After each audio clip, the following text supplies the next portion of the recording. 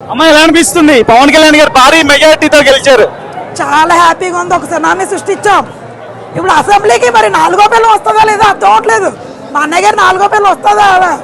ఎందుకంటే అసెంబ్లీకి ఎలా వస్తారని అడిగారు కదా, 4వ పిల్ల రావాలి. మరి మా అన్నయ్యని చూసి మరి మా అన్నయ్యకి పక్కన మా వదిన తీసి రావాలి. అది వస్తాను బాబు అనాలి. చూస్తాను నేను. ఎందుకంటే మాటలు చాలా మాట్లాడినారు మా అన్నయ్యని. ఎంత కష్టమైనా సరే ఆయన తగ్గి ఉన్నారు కాబట్టి ఈరోజు నెగ్గారు. మా అన్నయ్య అత్యధిక మెజార్టీతో నెగ్గారు. అది తెలుసు, ఆయన తెలుసు కాబట్టి ఈరోజు 21కి 21 సీట్లు వచ్చి తీరాయి. మా అన్నయ్య కూడా సీఎం క్యాడర్ లో కూడా చూస్తాం. మా అన్నయ్యని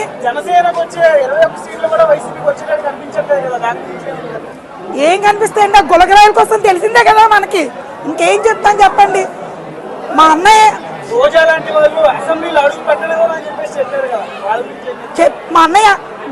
మా అన్నయ్య అయితే ఏమనలేదు. మీ మాత్రం అన్నాం. ప్రజలందరం ఏమనుకున్నాం అంటే తన్నుకొని వెళ్తాడు మా అన్నయ్య అని చెప్పాం. ఈ రోజు అది నిరూపించాం కూడా. ఈ రోజు పిఠాపురం ప్రజలంతా కలిసికట్టుగా పవన్ కళ్యాణ్ గారిని గెలిపించుకున్నారు కదా.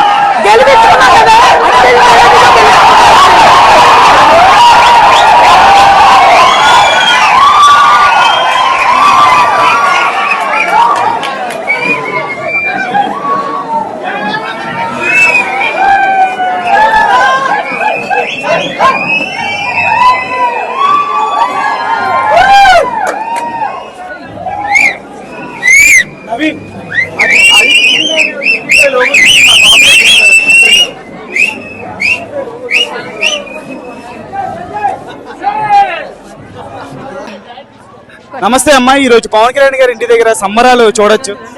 అత్యంత భారీ మెజార్టీతో పవన్ కళ్యాణ్ గారు ఈ రోజు గెలవడం జరిగింది కదా. మీరేం చెప్తారు? మీకు ఎలా అనిపిస్తుంది ఈ రోజు?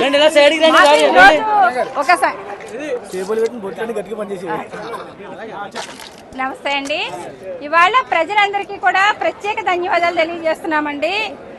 పిఠాపురం నియోజకవర్గంలో ప్రజలు ఇంత బ్రహ్మరథంగా పవన్ కళ్యాణ్ గారి యొక్క చరిష్మాను చూసి, ఆయన మంచితనాన్ని చూసి, ఆయన మానవత్వాన్ని చూసి పిఠాపురం నియోజకవర్గ ప్రజలు ఆహ్వానించి ఇవాళ పట్టాభిషేకం చేసి ఆయన్ని అత్యధికమైనటువంటి మెజారిటీతో ఇవాళ పిఠాపురం నియోజకవర్గ ప్రజలు గెలిపించారు. అలాగే కూటమి విజయానికి కూడా మా అధినేత పవన్ కళ్యాణ్ గారు పడినటువంటి కష్టాన్ని కూడా ప్రజలు చూసారు, అర్థం చేసుకున్నారు. కాబట్టి ఇవాళ 21 సీట్లు క్లీన్ స్వీప్. ఈ రోజు కూటమి ఇలా కూడుకున్నది అంటే కేవలం పవన్ కళ్యాణ్ గారి చొరవ వల్లే అని చెప్పేసి అనుకోవాలి. మరి కౌంటింగ్ పూర్తయ్యే సమయానికి కూటమికి ఎన్ని సీట్లు వచ్చే అవకాశం ఉన్నాయి మేడం? మేము చెప్తున్నాం కదా సార్, ఫస్ట్ నుండి కూడా 160 సీట్లని మేము అనుకోవడం అయితే, కానీ ఇవాళ మీరు చూడొచ్చు 160 సీట్లని మేము ఏదైతే నిన్న కూడా నేను డిబేట్లో మాట్లాడడం జరిగింది. పవన్ కళ్యాణ్ గారు కూడా 70,000 పైచీలకు మెజారిటీ వస్తుందని మాట్లాడడం జరిగింది. అంటే దాన్ని ఎక్కడా కూడా అంటే ప్రజానాడి కానీ, ప్రజలను మేము అర్థం చేసుకున్న విధానం కానీ, ప్రజల యొక్క కష్టాలు తెలుసుకున్నటువంటి వ్యక్తులుగా మాకు ఆ విషయం ముందుగానే స్ఫూరిస్తూ ఉంది. మేము 160 సీట్ల కూటమి ఖచ్చితంగా గెలుస్తుందన్న నమ్మకం అయితే మాకు ఉంది. ఉంది కాబట్టి ఇవాళ 160 సీట్లతో మాత్రం కూటమి అయితే ఘన విజయాన్ని సాధించేసినట్లండి. ఎక్కడ వైసీపీ అడ్రస్ లేకుండా పోయిందన్నమాట మనకు క్లియర్ గా కనిపిస్తూ ఉంది. ఎలక్షన్ క్యాంపెయినింగ్ అప్పుడు కానివచ్చు, పోతిన మహేష్ లాంటి వాళ్ళు పార్టీ నుంచి బయటకు వచ్చేసి రకరకాల మాటలు మాట్లాడారు. ముత్రగడ పద్మనాభ ఇప్పుడు ఆయన పేరు మార్చేస్తారని చెప్పేసి కూడా అంటున్నారు. సో వీళ్ళందరి గురించి మీరేం చెప్తారు? పోసాని కృష్ణమురళి గారు కావచ్చు, వీళ్ళందరి గురించి మీరేం చెప్తారు?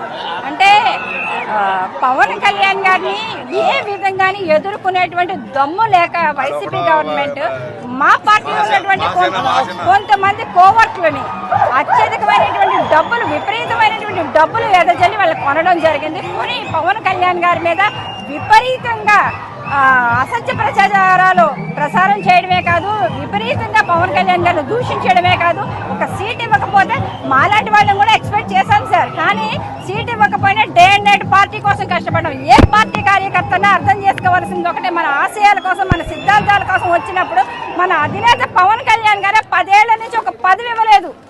అసెంబ్లీ గేట్ దాటలేకపోయాడు పవన్ కళ్యాణ్ గారు అనేసి ఈ రోజా లాంటి వాళ్ళు, అంబటి రాంబాబు లాంటి వాళ్ళు, మహాసేన రాజేష్ వాళ్ళు కూడా చాలా మాట్లాడడం కూడా జరిగింది.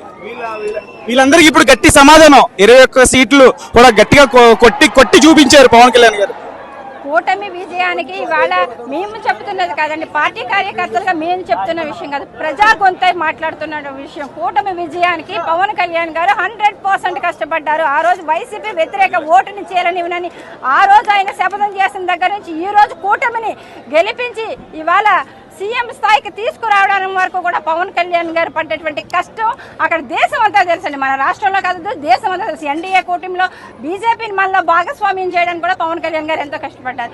మహాసేన రాజేష్ లాంటి వ్యక్తులు పవన్ కళ్యాణ్ గారిని గెలవనివ్వను అని ఆయన డైరెక్ట్ శపథం చేయడం, మాట్లాడడం జరిగింది. పోతిన మహేష్ గారు లాంటి వ్యక్తులు మాట్లాడడం జరిగింది. వీళ్ళందరూ కూడా పూర్తిగా ఏ పార్టీకి కోవట్లుగా పనిచేస్తారో మనం అర్థం చేసుకోవచ్చు. కాబట్టి పోతిన మహేష్ గారు లాంటి వ్యక్తిని కూడా ఎప్పుడు పవన్ కళ్యాణ్ గారు ఎప్పుడు దూషించలేదు. మహాసేన రాజేష్ గారు కూడా కష్టంలో ఉన్నప్పుడు మా అధ్యక్షుడు పవన్ కళ్యాణ్ గారు స్పందించి మాట్లాడారు. ఆయనకి అండగా నిలబడి మమ్మల్ని అందరినీ కూడా పంపించడం జరిగింది.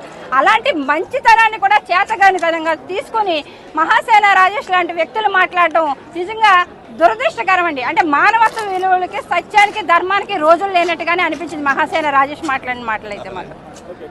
వెల్కమ్.